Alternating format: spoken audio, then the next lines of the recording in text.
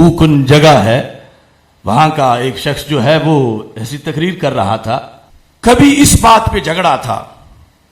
کہ اہل بیت رضی اللہ تعالی عنہم کو کہا جاتا تھا تم اولاد علی ہو، تم اولاد رسول علیہ السلام نہیں.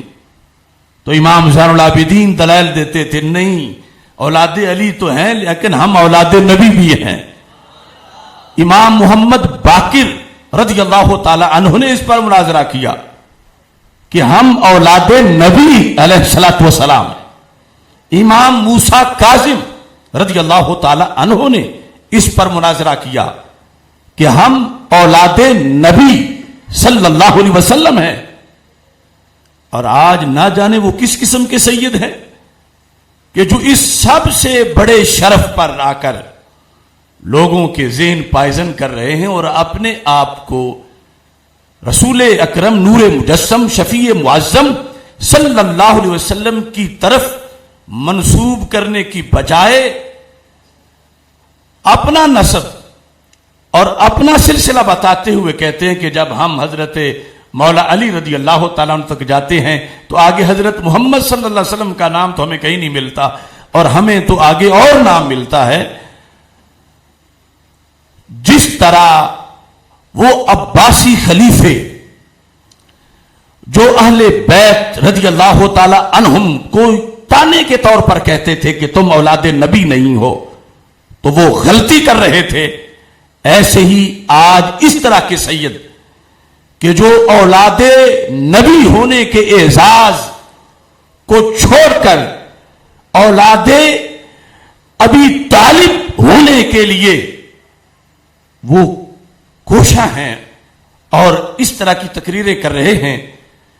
اس سلسلہ پر میں چند حوالہ جات پیش کر کے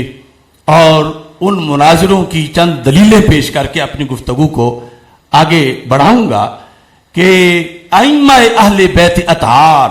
رضی اللہ تعالی عنہم کی جو سب سے بڑی شان ہے وہ یہ ہے کہ یہ اولاد رسول صلی اللہ علیہ وسلم ہے. پھر اولاد سیدہ فاطمہ ہیں، اولاد مولا علی یقیناً رضی اللہ تعالی عنہ ہیں، لیکن ان کا اس سے جو بڑا شرف ہے وہ شرف اولاد رسول صلی اللہ علیہ وسلم ہونا ہے.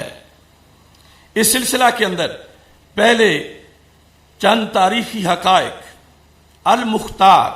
من مناقب الاخیار امام ابن الاسیر جزری 606 ہجری جن کی تاریخ وفات ہے، انہوں نے اپنی کتاب کے اندر یہ جلد نمبر 3 میں لکھا ہے کہ جو عباسی خلیفہ حکمران ہارون الرشید تھا اتا قبر النبی صلی اللہ علیہ وسلم، وہ رسول اکرم نور مجسم شفیع معظم صلی اللہ علیہ وسلم کے روضہ پاک پہ آیا زائر لہ وحولہ قریش، زیارت کے لیے حاضر ہوا اور پھر سلطنت کے جو وزراء تھے بڑے بڑے حضرات وہ ساتھ تھے. وَمَعَهُ مُوسَى بْنُ جعفر، اور ائمہ اہل بیت رضی اللہ تعالی عنہم میں سے حضرت امام موسیٰ کاظم رضی اللہ تعالی عنہ بھی ساتھ تھے. فَلَمَّا انْتَهَا إِلَى الْقَبْرِ، جب وہ روضہ رسول صلی اللہ علیہ وسلم کے عین سامنے پہنچا سلام کیا اور یہ لفظ تھے السلام علیکہ یا رسول اللہ یبن عمی،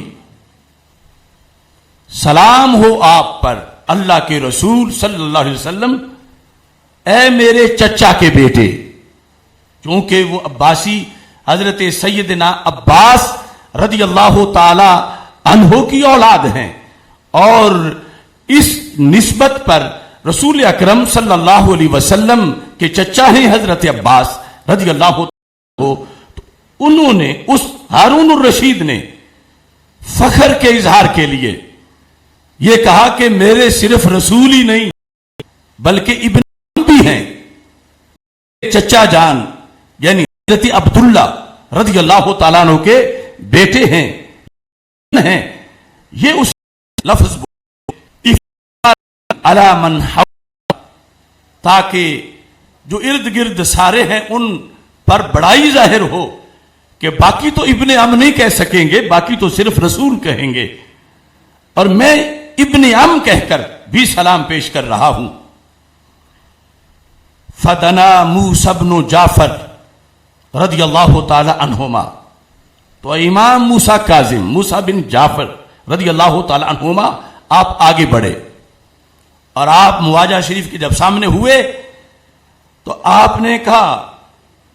السلام علیکہ یا رسول اللہ یا آباد، اے اللہ کے رسول صلی اللہ علیہ وسلم اور میرے ابا جان آپ پہ سلام ہو۔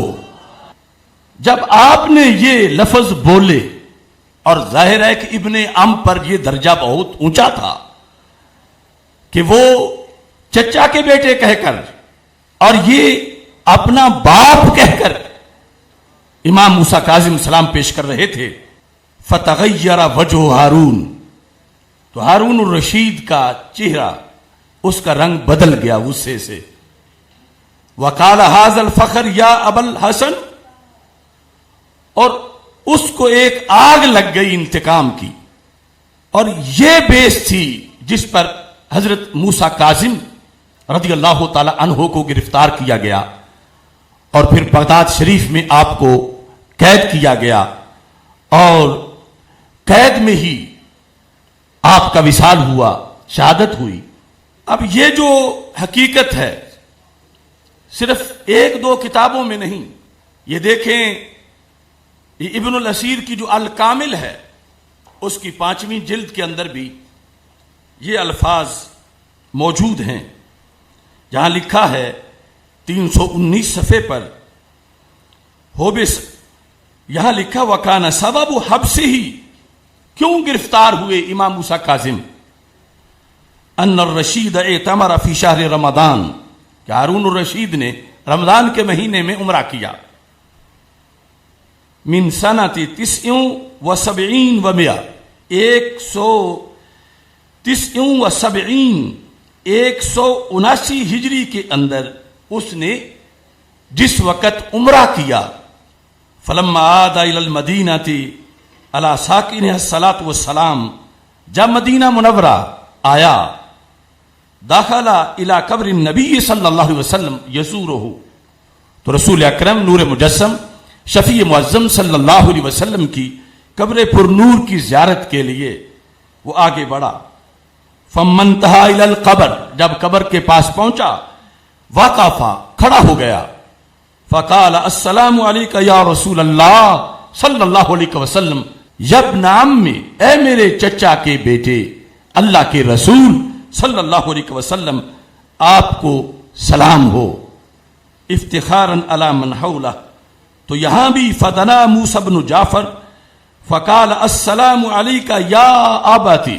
سلام ہو آپ پر اے میرے ابا جان۔ یہ حضرت امام موسیٰ کاظم رضی اللہ تعالی عنہ نے، یعنی جو ان کے نزدیک بھی سب سے بڑا فخر تھا، اس کے اظہار کے لیے انہوں نے اسی انداز میں سلام پڑھا۔ پھر البدایہ والنہایہ کے اندر جہاں تاریخ میں ان سالوں کا تذکرہ ہے اور امام موسیٰ کاظم کے حالات ہیں، جلد نمبر 10 صفحہ نمبر 613 کے اندر، وہاں بھی یہی لکھا ہے کانت خلافت الرشید فحج، یہاں ہے کہ اس کی حکومت تھی اور اس نے حج کیا۔ فلما دخل لیسلم علی قبر النبی صلی اللہ علیہ وسلم ومعه موسیٰ بن جعفر الکاظم، فقال الرشید السلام علیکہ یا رسول اللہ یا ابن عمی، فقال موسیٰ السلام علیکہ یا اباتی۔ ایسے ہی اسی حقیقت کو صفات الصفوہ کے اندر بھی بیان کیا گیا۔ یہی حقیقت تاریخ بغداد میں خطیب بغدادی نے جلد نمبر 13 کے اندر بھی اس کو بیان کیا اور یہ سارے لفظ لکھے۔ ایسے ہی حلیۃ الاولیاء کے اندر اور دیگر بہت سے حوالہ جات اس کے موجود ہیں، اب میں اختصار سے وہ سارے پیش نہیں کر رہا۔ یہ جھگڑا ایک بار پہلے بھی ہوا تھا حجاج بن یوسف سے۔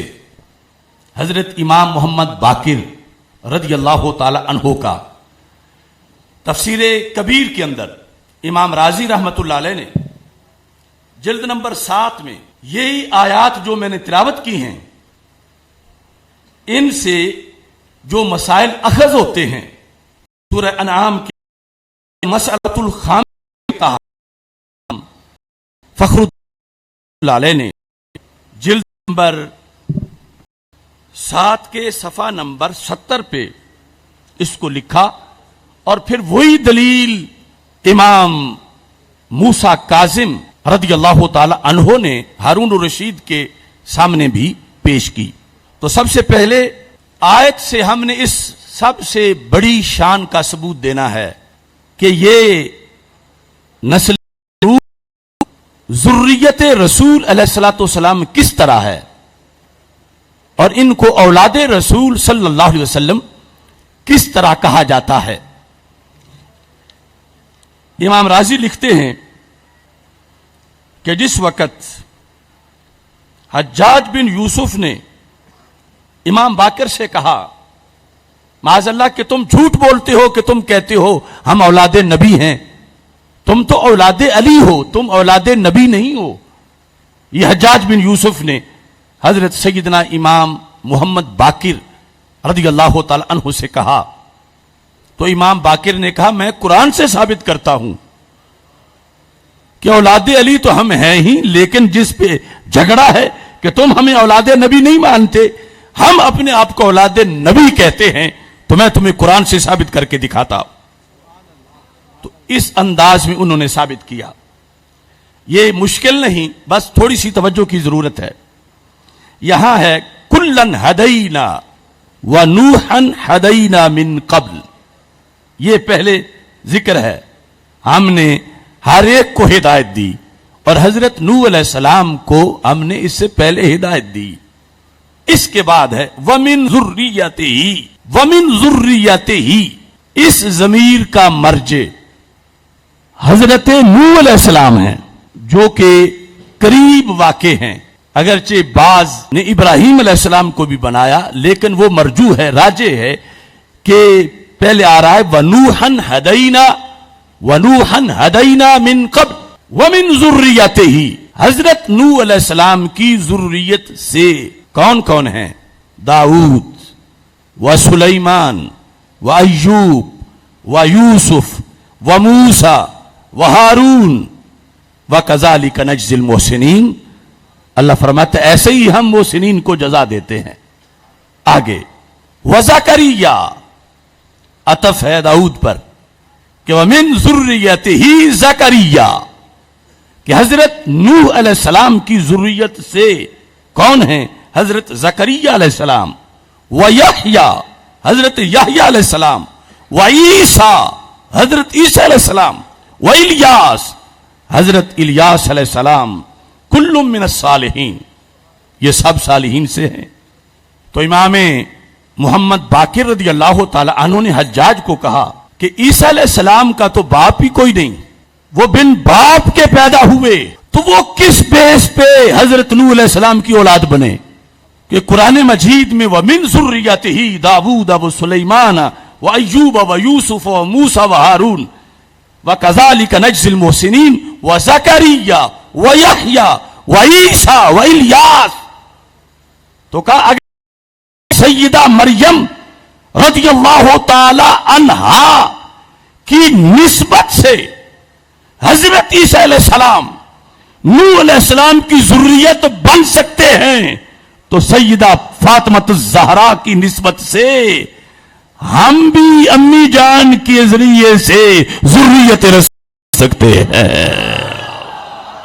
لبیک لبیک لبیک یا رسول اللہ، لبیک لبیک لبیک یا رسول اللہ، لبیک لبیک لبیک یا رسول اللہ، لبیک. اب مزید سمجھنے کی ضرورت ہے چونکہ ہر جگہ آپ نے بیان کرنا ہے کہ وَمِن ذُرِّيَّتِهِ، یہ سورہ انعام کی جو یہ آیت ہے 7ویں میں، یہ مجرور ضمیر ذریتہ، یہ ضمیر راجع ہے نوح علیہ السلام کی طرف. کہ نوح علیہ السلام کی اولاد میں سے کون کون ہیں؟ اللہ فرماتا ان کی اولاد میں سے داؤد علیہ السلام ہے، سلیمان علیہ السلام ہے، ایوب علیہ السلام ہے،